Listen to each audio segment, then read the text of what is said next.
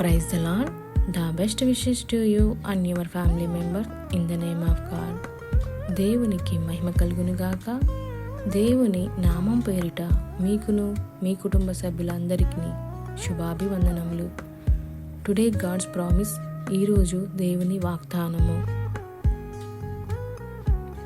ఆయన తన అద్వితీయ కుమారుణ్ణి అనుగ్రహించెను. యోహాను సువార్త 3:16. He gave his only begotten Son. John 3:16. ప్రియమైన సహోదరి సహోదరులారా, ఈ ఉదయకాల సమయంలో దేవుడు మనందరితో వాగ్దానం ద్వారా మాట్లాడుచున్నాడు. అదేమనగా ఆయన తన అద్వితీయ కుమారుణ్ణి అనుగ్రహించెను. మనమందరము కూడా పాపులమై ఉండగా దేవుడు తన కుమారుణ్ణి మన పాపముల నిమిత్తము, మన దోషముల నిమిత్తము, మన అతిక్రమముల నిమిత్తము మనం ఆ నరకంలో నశించిపోకుండా మనల్ని ప్రేమించి తన యొక్క కుమారుణ్ణి, అంటే ఒక్కగానొక కుమారుణ్ణి, అద్వితీయ కుమారుణ్ణి మన కొరకు, అంటే మన పాపముల కొరకు ఆయన మనకి అనుగ్రహించాడు. ఎందుకంటే దేవుడు మన ఎడల జాలి కరుణ చూపించాడుగా దేవుడుగా ఉన్నాడు.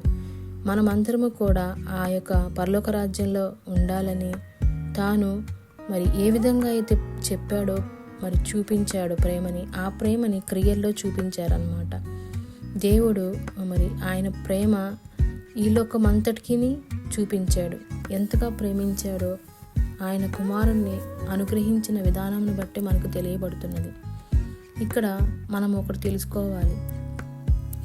ఏంటంటే ఎవరు మన కొరకు తమ ప్రాణాన్ని విడిచిపెడతారు? ఎవరు విడిచిపెట్టరు. కానీ మన దేవుడు ఎంతగానో మనల్ని ప్రేమించాడు.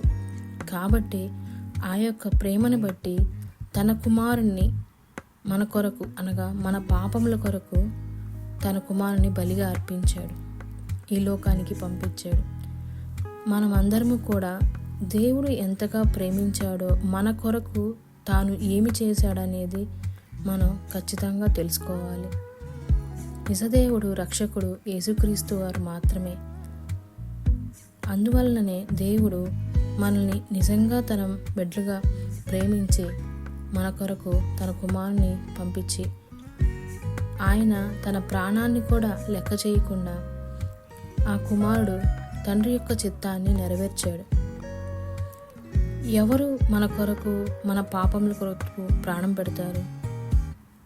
ఎవరు పెట్టరు. కానీ దేవుడు తన కుమారుని ద్వారా మనల్ని తన బిడ్డలుగా చేసుకున్నాడు. ఈ యొక్క మరి జన్మదినంలో ఈ డిసెంబర్ మాసంలో మొదటి రోజున మనం ఉన్నాం. కానీ ఎంతవరకు మనము ఈ యొక్క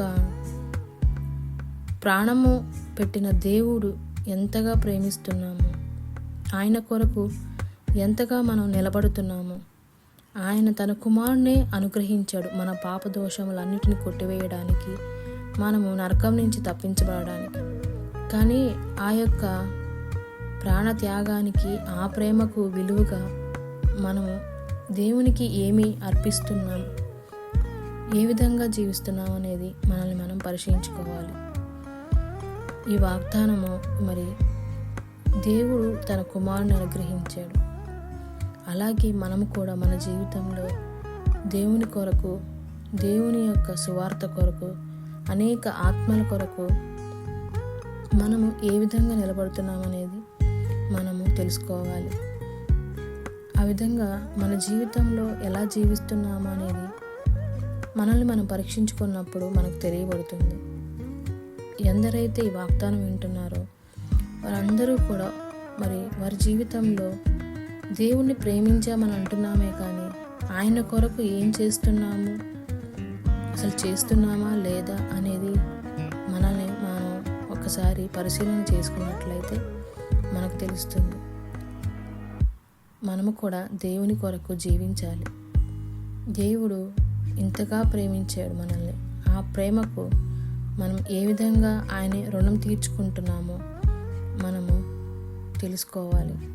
కాబట్టి మన దైనందిన జీవితంలో దేవునికి సమయమును దేవుని యొక్క పని కొరకు వాడబడే పాత్రలుగా మనము జీవించాలి. అందుని బట్టే దేవుడు సంతోషిస్తాడు. కాబట్టి ఆ విధమైన జీవితాన్ని మనం అందరము జీవించినట్లుగా దేవుణ్ణి అడుగుదాం, ప్రార్థిద్దాం.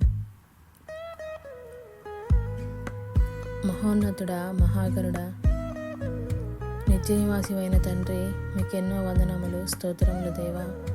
ఈ యొక్క ఉదయకాల సమయంలో మేమందరము తండ్రి నీ వాగ్దానం వినడానికి మరి మాకిచ్చిన ఈ సమయాన్ని బట్టి వందనాలు ప్రభువా. తండ్రి, నీవు నీ కుమారుణ్ణి మా పాపముల నిమిత్తం, దోషముల నిమిత్తం మరి ఈ యొక్క లోకానికి పంపించావు.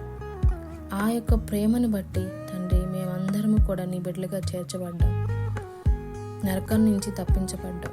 మాలాగా ఇంకా ఎవరైతే మేము రక్షించబడ్డాం కానీ రక్షణ లేని వారు ఎంతోమంది ఉన్నారు ప్రభువా. వారికి మీరు మాకు చూపించిన ప్రేమను, మాకిచ్చిన రక్షణను వారికి అందులాగన మేము మాకిచ్చిన ఈ జీవితంలో నీ కొరకు వాడబడే పాత్రలుగా నీ స్వార్థను అందరికీ తెలియజేయబడి రక్షణలోనికి నడిపించే వారముగా అట్టి కృపను దయచేయమని ఈ వాగ్దానం వింటున్న ప్రతి ఒక్కరి జీవితంలో ఆ విధమైన జీవితాన్ని జీవించాలని మీ సన్నిధిలో మిక్కిలి ఘనముగా వేడుకొని ప్రార్థించుకొని అడుగుచున్నాము తండ్రి. ఆమేన్.